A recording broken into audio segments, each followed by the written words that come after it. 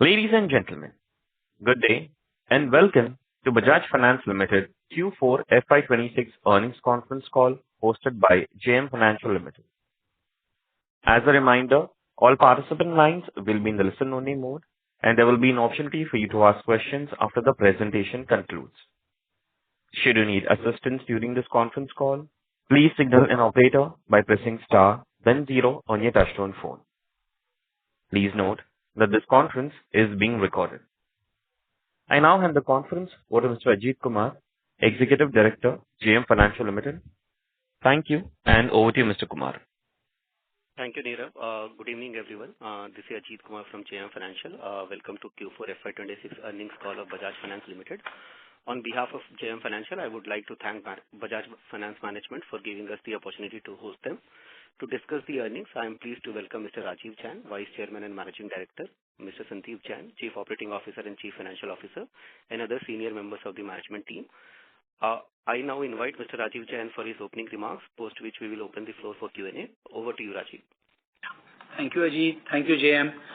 Good evening or good morning, depending on the geography that you're in. And welcome to BFL Q4 earnings call. The investor deck for Q4 has been uploaded on our website. I hope you had an opportunity to go through the same. I'll focus on key updates for Q4, year gone by, and management assessment before I open the floor for Q&A. I expect to take between 20 to 25 minutes. Let me just quickly jump to panel number 4. Let me just clarify, and it's given in yellow there, that these numbers are before one-time actions and a set of presentation changes.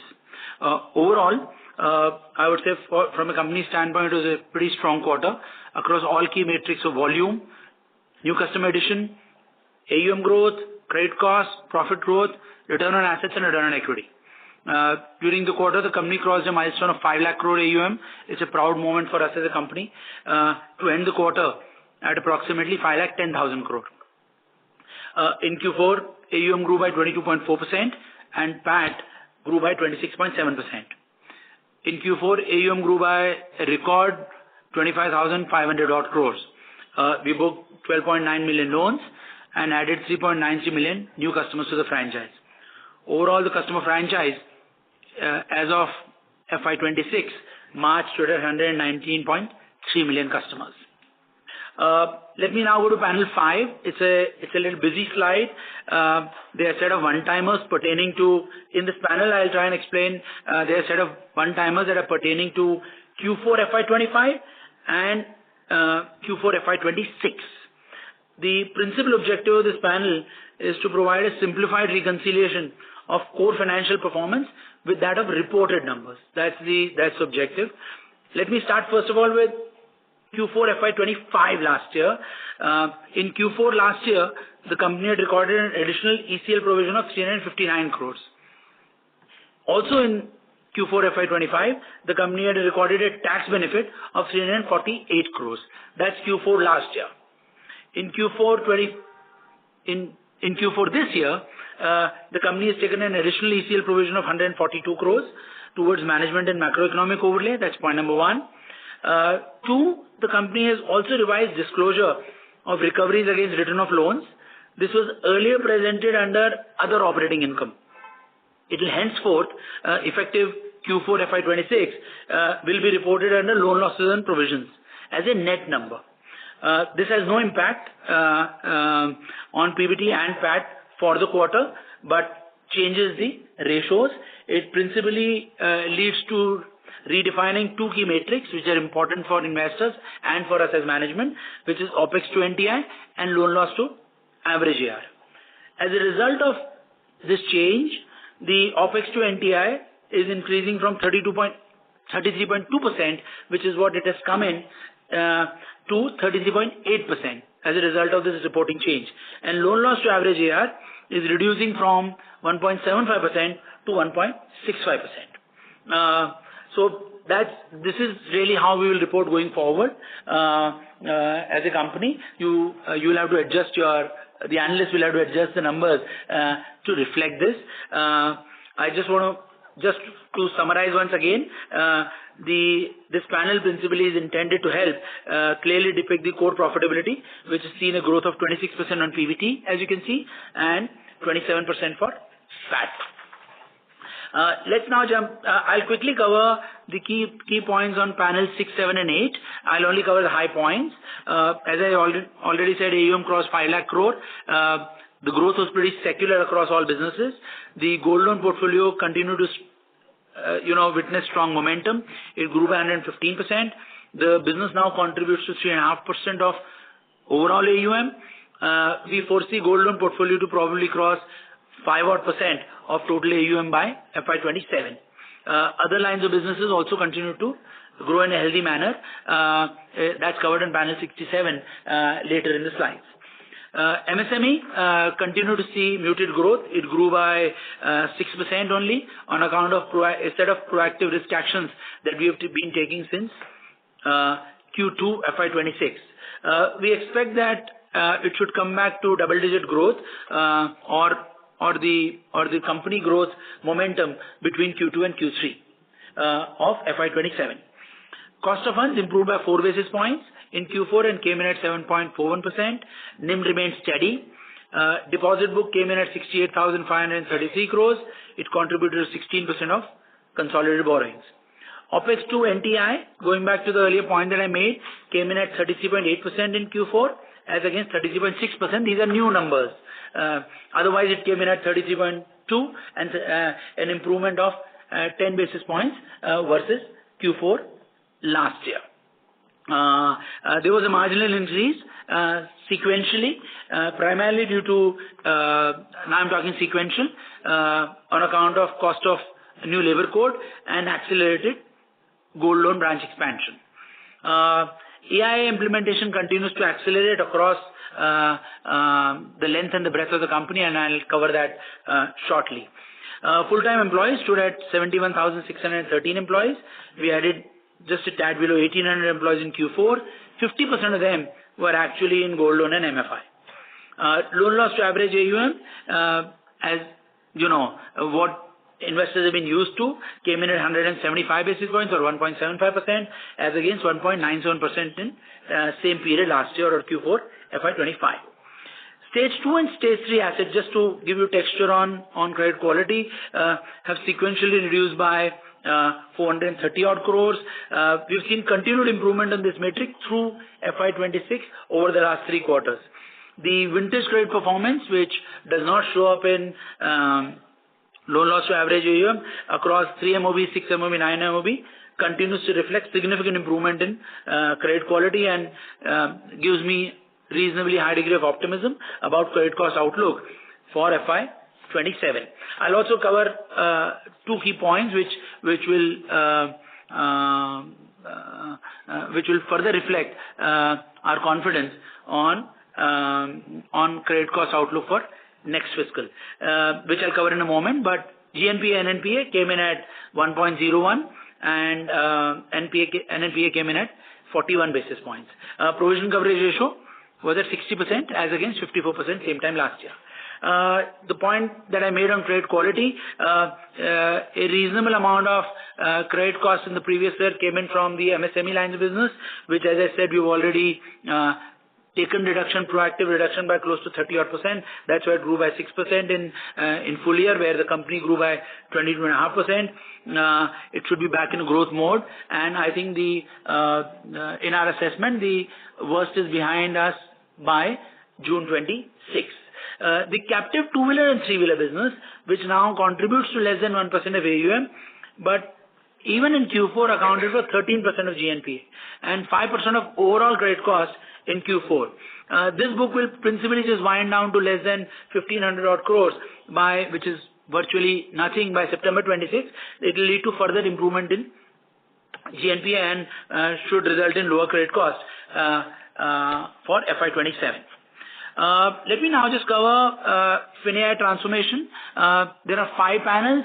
They may seem heavy, but I want to spend just a moment to make a point that, and that's why we're providing a reasonable amount of coverage on FinAI transformation, that there's a principal difference between deploying use cases and transformation.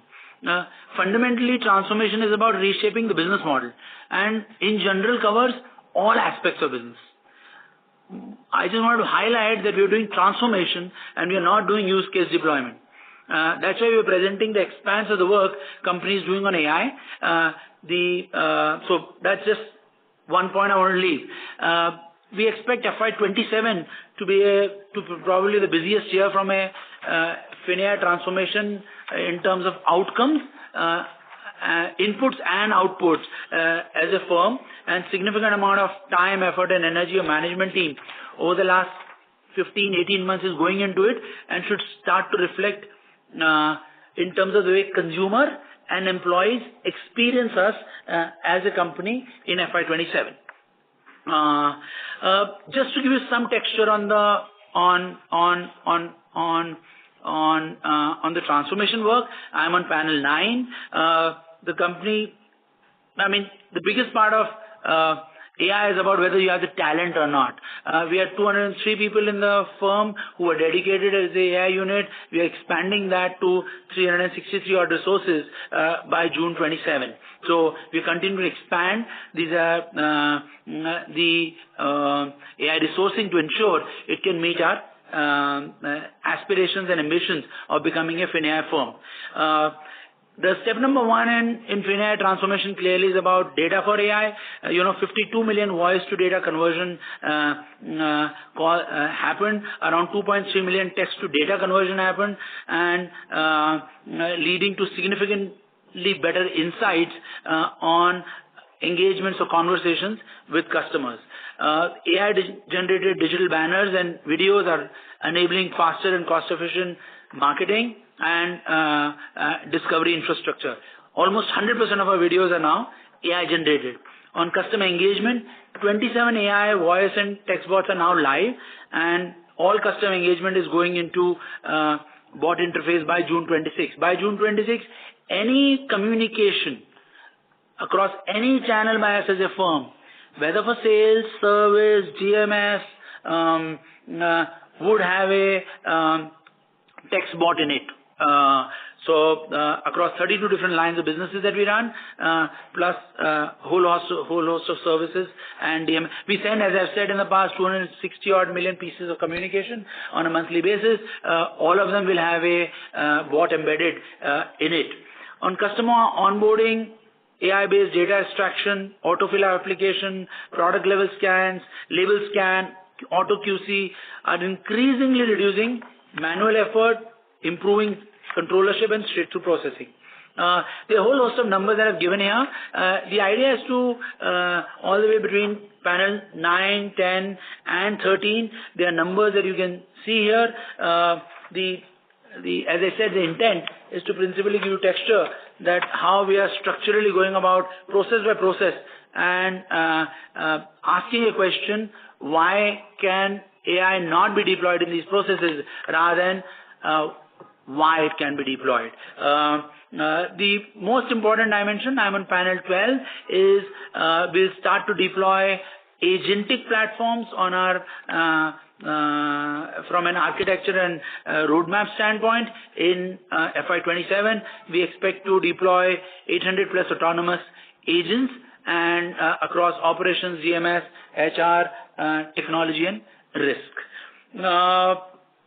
That's really on AI. We can take more questions. I don't want to take more time talking about it. Let me just quickly go to full year performance. That's panel 20.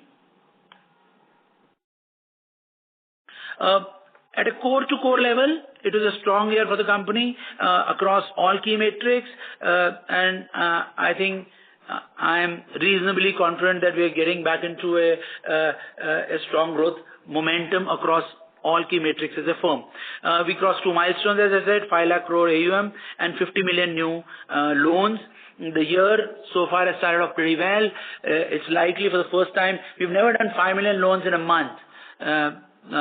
I mean, while the West Asia conflict is going on one hand, when we look at the consumer momentum on the ground, it's very likely we'll cross excess of 5 million plus loans in the month.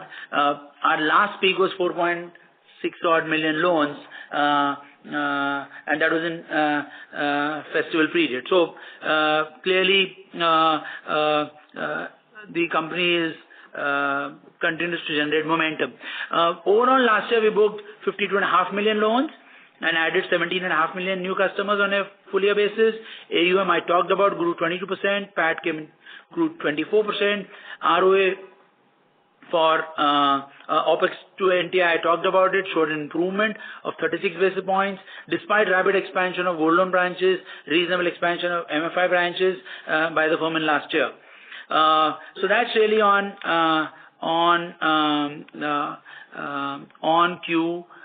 the full year performance. You guys anyway track it, so I don't have to cover that. Let me cover what is important as to how do we see the outlook to be.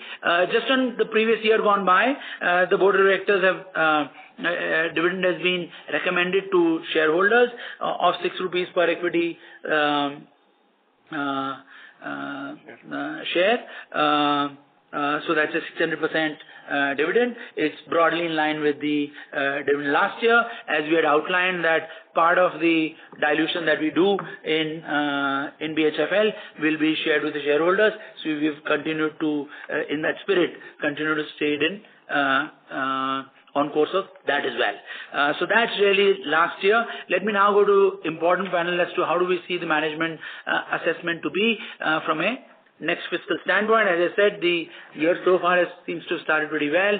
We are well on course to cross 5 million loans in a single month as a firm. Go to panel. I'm on panel. Go to 27. Yeah. So I'm on panel 28. Of course, I must just flag that the FY27 assessment is based on expectations of easing geopolitical tensions and macro stability. That's, I'm sure it's understood, but I thought it's important I make the point yet again that it's contingent upon, easing geopolitical tensions and macro stability. Subject to that, the first point is of transformation, making the business AI ready. I've already talked about it. We will see significant acceleration and deployment of AI use cases across revenue, cost, customer engagement, underwriting, controllership, security as a firm. In terms of customer franchise, we continue to be confident of adding 15 to 17 million new customers in FY27.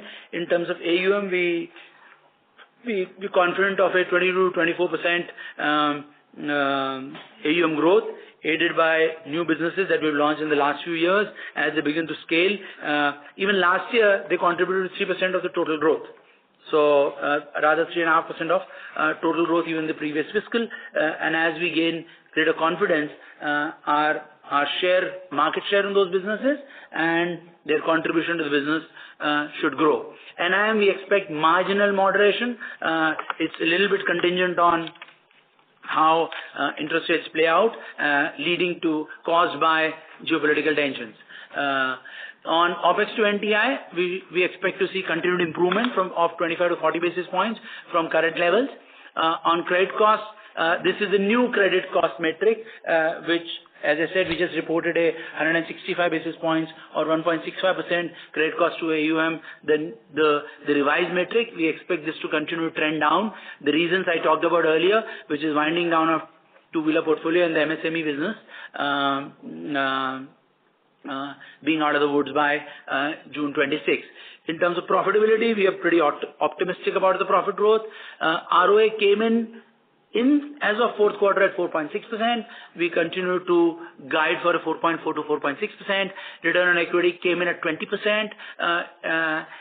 In the current quarter, we continue to guide for 19 to 20%. And GNP and NPA, we expect them to remain range bound and well within our long-term guidance. Move. I think that's really all I have to cover. Just quickly on BHFL, company's already reported its performance. They had a good quarter on disbursements, AUM, asset quality, OPEX and profit. Their disbursements and AUM growth remained strong at 23%. Their loan approvals are up a record 37%. OpEx to NTI continued to improve for them, came in at 19.2% as against 21.8%. I'm sure Atul has shared what is long-term view on where he foresees OpEx to NTI to get to be a preeminent mortgage company in this country.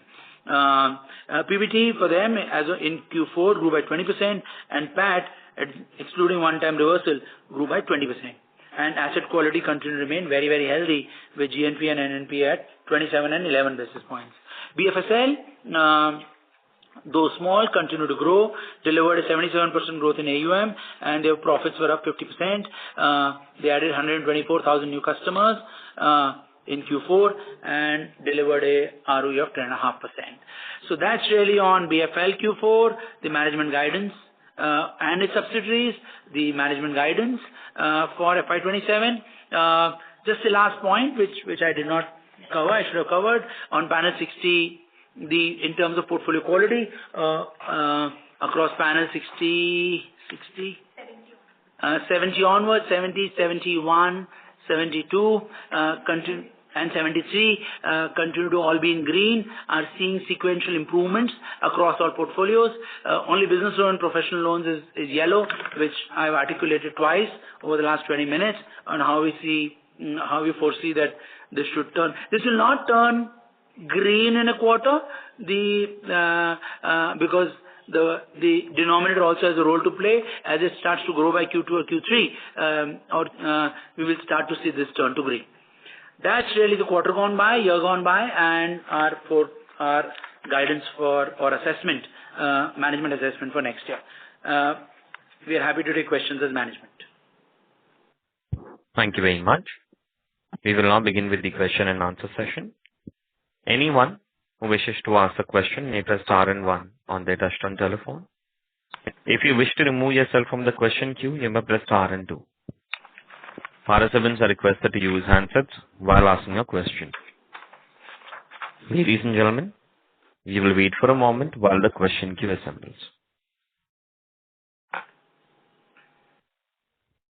The first question is from the line of Abhishek Murarka from HSBC. Please go ahead. Yeah, hi Rajiv, hi Sandeep. Hi Abhishek. Thanks for taking my question. Hi. So just to get this whole guidance of credit costs very clear, if you don't mind, can I refer to the press release where you've given a summary of consolidated financial results? Please. Now so there your number is gross loan provisions of 2126 crores and then 260 crores of recoveries. So the net loan provision is 1866 crores. That 1866 works out to 165 bits in 4Q, and against that you're guiding for 145 to 160 bits next year, full year. Yes. Is that the right understanding? Yes. That is perfect, right? Yes. Yeah, and just the annual number 7934, that works out to 175. So on an annual basis, 175 goes down to 145 to 160. That's perfect. That is perfect. Okay. So now in this 145 to 160, as you said, this takes into account a de-escalation of geopolitical issues. So here you have not accounted for any kind of adverse impact of these geopolitical issues, right? No. So if anything comes up second half or something, then this may go up, depending on how things play out in. Yes. The important point, however, you finish, Abhishek. Yeah, no, that is it. Please go ahead. Yeah, So, that was what I would just say the more important point or a meta point in this is we are entering the year on credit costs with tailwinds. Headwind over headwind virtually would consume twice the fuel. Thankfully, we are entering the year with tailwinds. We have momentum. We can navigate even if the environment weakens. I think that's how I am looking at the business at this point in time. So I think what Rajiv is trying to say is some level of conservatism in terms of doing the number crunching and giving a guidance of 145 to 160 has been done. We have to wait and see how situation evolves eventually. I'm also making a point that we have tailwinds on credit cost.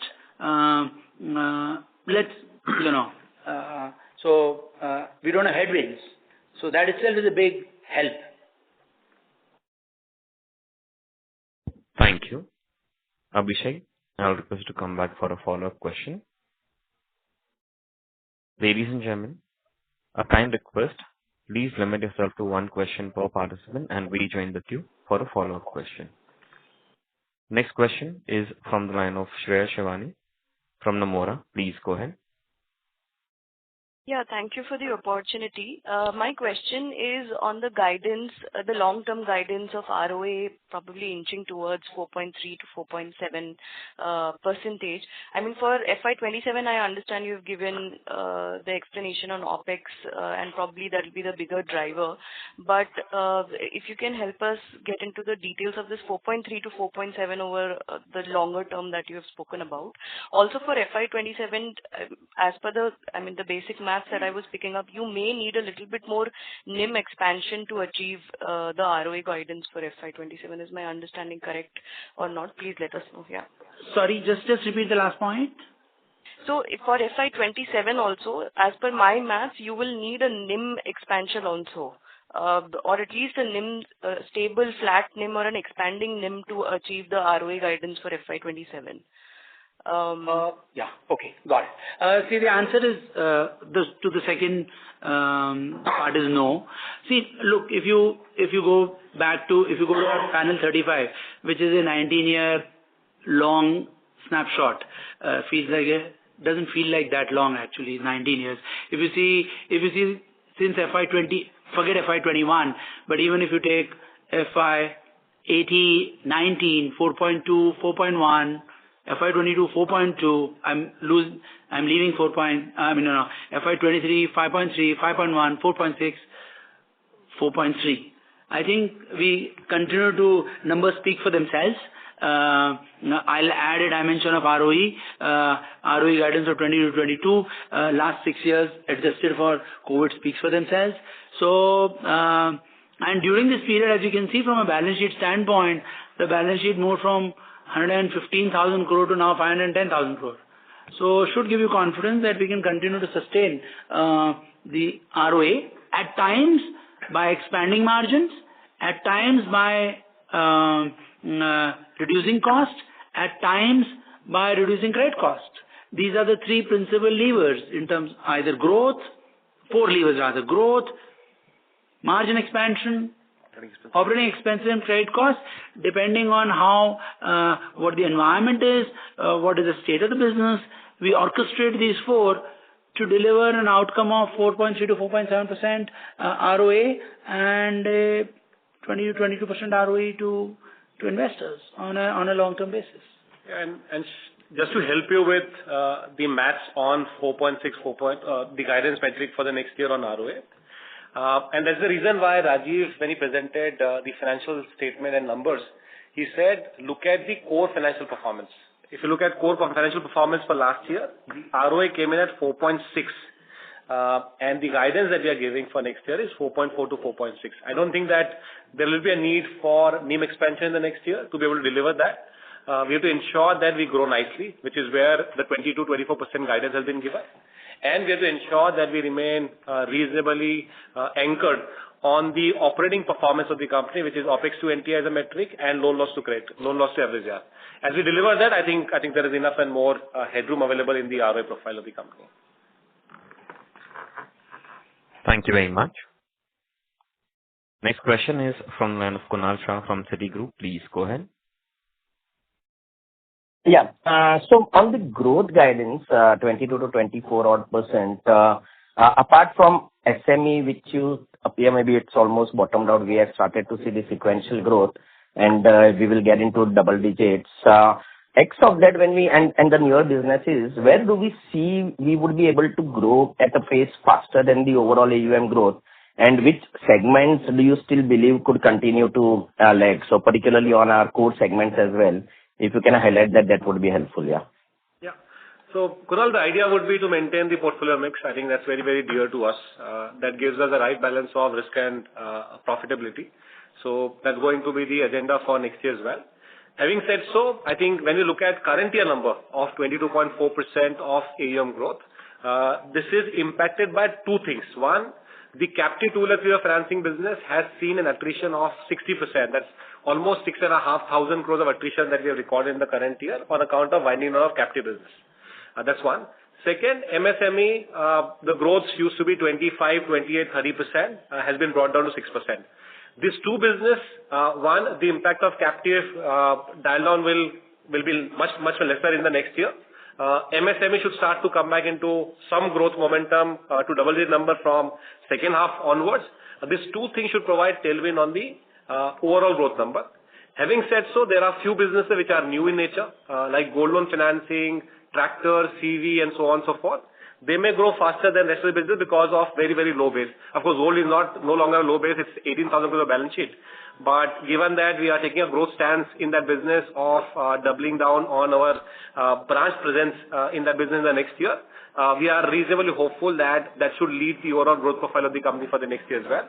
And Rajiv did make a point that the current contribution of gold loan is about 3.5% of the balance sheet. All goes well, this should start to look towards 5% kind of number in the next year as well. So these are some of the business where we see there could be an additional growth potential. Having said so, we find secular growth opportunity across all businesses, and our market share in most of the businesses continues to remain small, allowing us significant headroom for growth perspective. Just a last point I'll make, Kunal, if you plot panel 63 of composition of a balance sheet over a period of even last 5 years, you will not see material movement at all actually. So, you will see very little movement. Number one, the base of each one of them is very large. I mean, there are moments like gold loans that come once in a while. Otherwise, you will see reasonable secular growth and a reasonably diversified portfolio. Thank you. Next question is from the line of Piran Engineer from CLSA. Please go ahead. Yeah, hi team. Congrats on the really strong set of numbers. I'll try to squeeze in two questions if you don't mind. Firstly, can you just share some portfolio cuts or what you're seeing in the environment that gives you the confidence to pick up on MSME growth? That's my first question. Second question is, in new consumer products like car loans, gold loans, etc., what percentage of our business comes from existing customers and how many from new customers? Yeah. So, Piran, if you recall, in Q3, I had made a point that I'm not necessarily a very big believer in macro. We are a micro business. You'll find it in transcript of last quarter. At a design level, MSME is a very, very large sector. You just have to pick what you can digest from a risk standpoint. And that's really what we're doing. Even at this point of time as we speak, based on our assessment, we pruned business by 100 odd crores. We monthly do around 1400. We used to do 1800 crores. We brought it down to 1400 crores. We've further taken cuts in the current month based on our understanding. But as I mentioned, the guidance next year is based on stable environment and geopolitical environment and macro stability. We are very clear about, from a micro standpoint, from a location, businesses, and underwriting as to what will deliver growth. So I think that's just first part of the answer to your MSME point. And it's a reasonable takeaway for us that our business is, we know, but that we have to always remember our business is micro, not macro. I think that's point one. The second point you had asked on? Contribution of existing customers for new business. For new businesses, it's a metric that we drive. So let's say if you take two-wheeler as an example, okay? It's a new business, 3 years old, the open architecture two-wheeler business. The new customer performs better than, ETB performs significantly better than NTB. 50% of the two-wheeler customer that we bring to the table is an ETB customer. Between 43 to 45% of new car financing customers that we bring to the table every month, that's a 450 odd crores of 450 to 500 crores of volumes we do every month, comes from ETB. As I shared as part of our annual investor,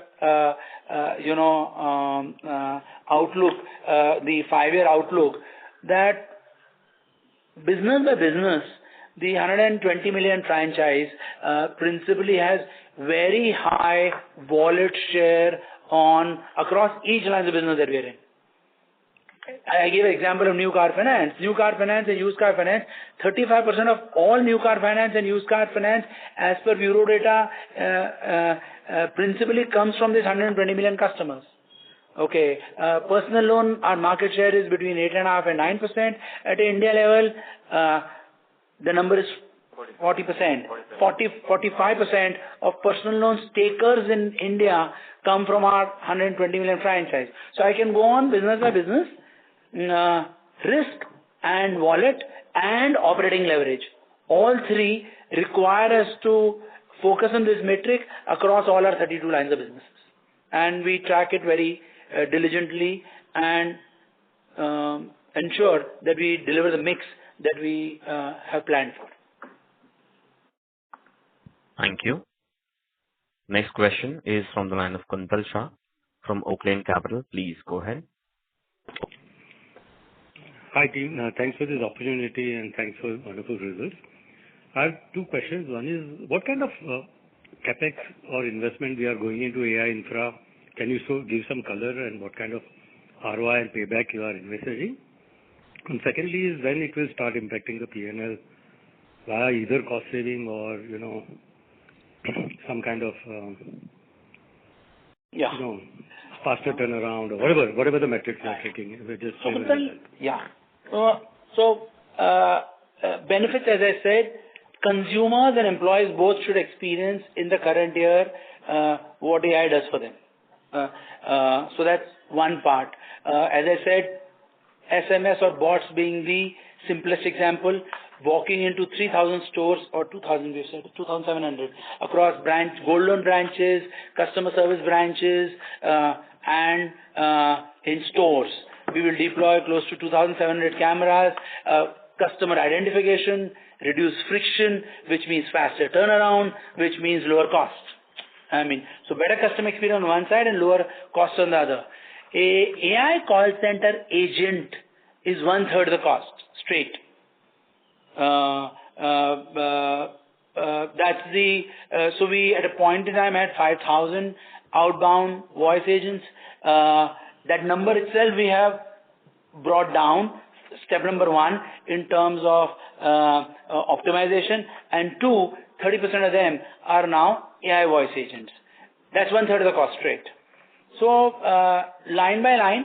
Now in terms of overall capex, first question to Sandeep is, do we publish capex or we don't? We don't. So otherwise it'll become a new added metric, and we anyway publish hundreds of metrics. One more metric will get added, so please excuse us on that. But we are not. But let me make a point. We are not pulling back any stops in investing whatever it takes in being front of the seat and center. I talked about the talent expansion. It's not easy to get AI talent. Principally, there is no concept of AI talent. These are existing machine learning folks who are actually being trained. They're training themselves, and we are helping them with use cases to convert into AI researchers or AI talent. That's really what we're doing. What they need is compute, which is not that easily available. What they need is sponsorship, which is not that easily available. And what they need is use cases, which is not that easily available. We are delivering those three to them. So I think overall, I would say, and I'll hand it over to Anurag for a moment. He's jumping to speak. That it is probably one of the most exciting part of the work that we're doing after a long time. So I'll just now hand over to Hitesh for him to expand on it. Yeah. And Kuntal, Rajiv covered a lot of use cases. I must also say, we are parallelly investing deeply on the security and the compliance infrastructure as well. So you're aware that RBI had released a free AI framework. So we have consumed and we are in the process of implementing the explainability, auditability, and the transparency what the free AI report talks about. And parallelly, a lot of investments going into the security architecture as well, apart from building the new set of capabilities, what Rajiv talked about it. You'll experience, Kuntal, as consumers on the app very soon, AI summaries will start to appear because there's 120,000 Figmas that we've created over the last 5 years. They need summarization if you simplify the conversation. So just give us 3-4 months and you'll start to see very soon. We have 71,000 employees. So far we used to train using PPTs. I've spent 33 years working. They're all transitioning by end of May to co-pilots. They'll all use co-pilots for which is the NLP based infrastructure to get trained. So that's the level of transformation process by process that we are actually in the process of implementing. We are not planning, we are in the process of implementing. And just as an added point, last year we processed on peak of Diwali, on a single day, we processed like 600,000 loans, which without AI, we were like 100,000 loans. We had capacity to process only 100,000 loans on a single day. So you might see next Diwali, like we'll process close to 1 million loan accounts on a single day as against the numbers that I just mentioned. So yeah. Thank you. Next question is from the line of Viral Shah from IIFL Capital. Please go ahead. Yeah, hi, Rajiv and Sandeep. Thanks for the opportunity. I have 2 questions more connected to each other. So first thing is when I look at your the PCR coverage across stage 1 and 2 especially, I think even versus the last quarter you have further showed it up in this quarter. And correct me if I'm wrong, now this is basically at almost highest levels that we have seen in our history, barring the COVID periods. Do you, like over here, is there any cushion that has been built up and through the course of next year you will see some of that unwinding basically, or does your PCR levels remain over here next year, or does it reduce? And the connected question to this is the credit cost guidance, Rajiv, you mentioned basically of 1.45 to 1.6%. Does this the change versus 165 to 175 basis points in the last quarter you guided for FY27? Is this purely because of the change in the presentation of the recoveries? Oh no. That's correct. Yeah, good. Yeah. So I think your assessment is correct. Versus 165 to 175 that Rajiv 140. Yeah, that becomes 145 to 170 because of 160 because of the change in the presentation. Your assessment is correct on that. As regards the ECL provisioning across stage 1, stage 2, stage 3, this is a bottoms-up exercise that we do every year. We are moving from yearly exercise to quarterly exercise. These are bottoms-up calculation done by product where we are ensuring that we remain true to the model. The idea is to focus on resiliency of the balance sheet and the provisioning coverage ratio. I have reason to believe the numbers should remain in this corridor. We get opportunity, we will further up the ante on provisioning coverage ratio to ensure that we are bulletproofing the balance sheet from any kind of potential process that potential impact that one could witness maybe 3, 5, 7, 10 years down the line. So resiliency and bulletproofing of the balance sheet are the 2 most important parameters that we also look at when we do a complete remodeling of ECL. All the places where we can identify items for making more provisions to create cushioning, we do keep doing those activities. Thank you. Next question is from the line of Shubhranshu Mishra from Phillip Capital. Please go ahead. Hi, Sandeep. Hi, Rajiv. 2 or 3 questions. The first one is, how do we split the OPEX into cost of acquisition and cost of collections? What would be these two as a proportion of the OpEx? Second is, in terms of risk management, how many people do we have on rolls for collections, and how many feet on street of the collection agencies we have? Third is, when I do a back calculation basis our growth and the ROA metric, just a rough calculation, the profit growth would be upwards of 35% versus a 22% AUM growth.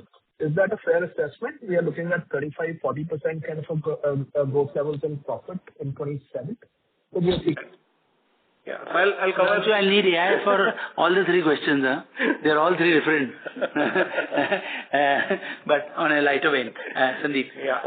So, on the OpEx side, I think the result sheet carries additional breakups in terms of expenditure that we incur. Of course, the sourcing cost, to the extent it is variable in nature, gets accounted as EIR in the interest income line, so that's not severally identifiable.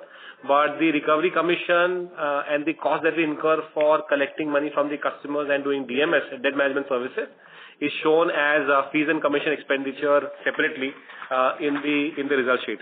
I won't repeat the number, but those numbers are there for everyone to consume.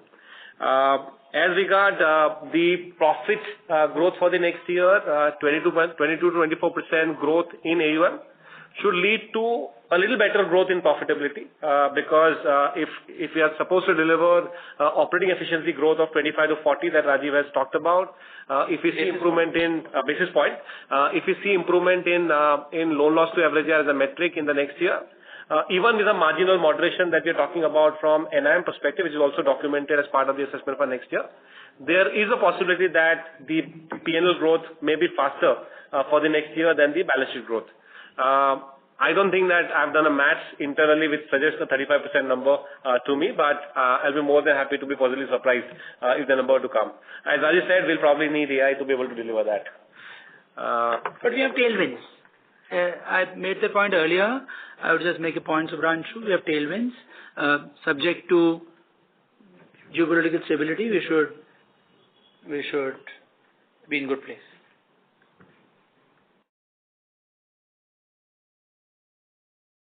Thank you. Next question is from the line of Onkar from Shree Investments. Please go ahead. So, in the investor meet, which you do every year, you have guided that it's not about the question of growth, but how quickly you can compound. So, given the state of the current balance sheet size, you have guided for 22 to 24% for the current financial year. But how does it compare it with your overall long-term guidance of around 17 to 19, 20% kind of growth? I think the long-term guidance that we give at this point in time is between 22 and 24, 25% kind of corridor. And based on the current performance that we have delivered and the momentum that we see across businesses, we are reasonably confident that 20 to 24% should be achievable for next year. And I think it's year by year, right? So long-term commitment continues to remain to be anchored at 20% plus number, 22, 23, 24. For the next year, 22 and 24%, and then build on top of it in future. I just make a point that, look, for 100,000 crore addition in balance sheet, the growth in total or market share growth in total credit, if you take the denominator as total credit in India, so gross bank credit plus NBFC credit minus bank lending to NBFC, that's net total credit in India. Okay, our market share would have moved from 225 basis points to 250 basis points. You know, if India total credit grew by 12%, we've grown by 22%. Okay, we should logically go into X. I would say, given our relative market share, not our absolute size, given our relative market share, we should be, as a firm, aspiring to grow 2X of what the system growth is, so that we can meet our ambition to be among the top 5-6 financial services lenders in this country over a period of next 5 to 7 years time. So that's the way I would approach this, and we continue to approach it that way. Absolutely looks big, 100,000 crore addition. Market share growth, 25 basis points. So I think and as I said earlier, the franchise has very large wallet share. As we deliver on customer centricity that I talked about in our annual investor conference, on our annual investor day, we are investing very deep on customer centricity. Overlay on that, AI transformation. Take customer centricity and AI transformation. The compounding should become easier, I would say. Okay? Actually, I would say it will become easier. Okay? Rather than harder. The absolute size makes it look harder. But as we take the customer centricity, which is focused on customer wallet, and AI transformation, we're doing all this to make compounding easier. The principal compounding to me is what is the return on equity. I think we continue to hold at a 100 rupee invested in us, principally generates say 20-22%, 22 rupees, fixed deposits give you 7%, we are giving you 20. And we are giving that for the last 10, 11 years. And we believe that we can continue to compound shareholders' value in terms of return on equity for a long, long period of time. Thank you. Next question is from the line of Bharat Shah from BCS Capital Ideas. Please go ahead. Yeah. Hi, Rajiv and Sandeep. Hello, Bharat. Delighted to see the good results. I just had one broad question. If we see the evolution of Bajaj Finance and if we see the period prior to COVID, and I'll draw distinction for the period after COVID. So generally out of the four levers, the growth of the assets, the margin, the cost intensity or cost diminution, and the credit cost. These four levers leading to ROA and in turn the leverage leading to ROE. So if I see prior to COVID, generally every element played like a good note in the overall symphony. And therefore there was a rising crescendo. Typically, the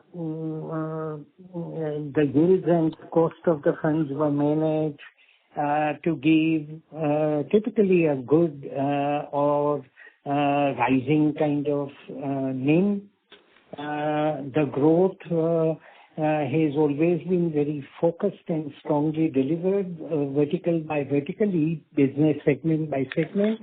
And therefore, given good usage of technology, we delivered even the cost metrics very efficiently over a period of time. And given our very strong discipline on credit cost management, that also played the perfect part to the symphony.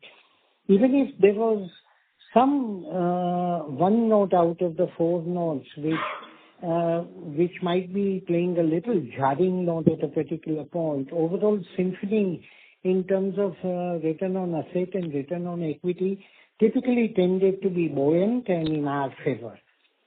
Post-COVID, that equation has been a little more middling type, where generally the final symphony outcome in form of ROE still is healthy by miles compared to any benchmark anywhere. But compared to our own benchmark, the crescendo has not been rising, but kind of a, so to say, undulating one, up and down type. Do you think finally with the AI in play, with a lot of attenuating factors hopefully behind us, now are we really poised in a way where all the notes kind of combine together to produce a rising crescendo rather than kind of even or at times falling crescendo that we saw? Instead of that, on a more long-term basis, we are slated for the rising crescendo.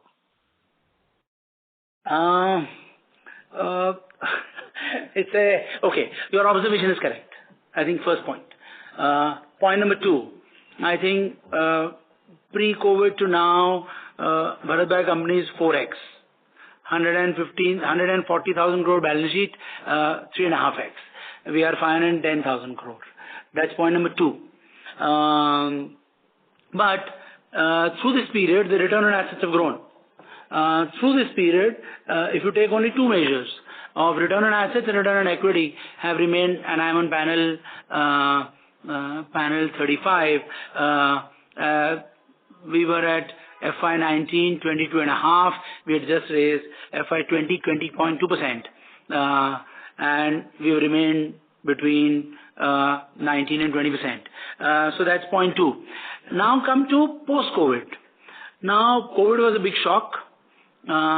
Shock led to and as an operating manager I'm speaking, post-COVID, there was a massive boom. That boom we leveraged by principally expanding lines of businesses, expanding locations very rapidly, investing very deep in digital transformation, these three, expanding in the process, teams, high ROA, high ROE. If you put ROE in FY23 went to a peak of 23.5%. Good times lead to what I would call, and I'm being as objective and fair, doing my performance assessment of last 5 and pre-COVID, lead to some level of what I would call in boom cycles, you take a set of decisions which necessarily should be more calibrated, is how I would respond. I think in the last 18 months, you've calibrated those responses. Okay. And to summarize the point, you should see us from here on in a reasonable cruise mode. Sandeep made a point in the passing. At a design level, I have made that point to various investors that at 510,000 crore, we are by far the largest. We are a very important player in terms of even overall credit in the country. It's our fiduciary responsibility to ensure we are highly resilient, can take any shocks. Sandeep made a point on bulletproofing the balance sheet. We will be a bulletproof business. While delivering as a firm a 20-22% ROE and a 20-24% balance sheet growth. We think that we should be from here on in a lot more cruise mode. So that's really how I would summarize my response, Bharat Bhai, to all the way to pre-COVID. I must tell you, in a lighter vein, I have management team sitting here, senior members of the management team. I keep reminding them, FY20, I want to go back to FY20 credit cost. And they used to laugh at me. Now they are all delivering the 3 MOB, 6 MOB, 9 MOB lower than FY20. And as I said, the balance sheet is 3.5x. So I think it's about what we decide to do rather than what happens. I think we will decide what we want to do. Last point I'll make, what does resiliency and bulletproofing means? That the profit growth principally should be higher than balance sheet growth. And every incremental dollar of the differential in terms of growth goes to strengthening the balance sheet, because we're just living in continuous crisis. I mean, let me spend one moment, 1 year, 3 crises. We started the year, we all have short memory. We started last year with Indo-Pakistan war for 4 days. We had tariff for 4-5 months. And we had full March of Iran-US war. How does one model That, and we've continued to still be operating manager. We have to remain open for business. So the best way is to just keep bulletproofing the business. It needs tremendous agility, I would say, for all firms, for all operating managers, tremendous agility, because this is the environment that we have to all become used to living in. And our management team here, we are committed to do that. I hope that gives you, and we can do a side conversation, longer one. Thank you very much. Ladies and gentlemen, we will take that as the last question. I'll now hand the conference over to Mr. Ajit Kumar for closing comments. Thank you, Rajiv, Sandeep, and Bajaj Finance team. Do you want to make any closing comment before you conclude? No, thank you is the only closing comment. Thank you. Thank you. Wish us luck. Wish the world luck. Thank you. Thank you all. Thank you very much. On behalf of JM Financial Limited, that concludes this conference.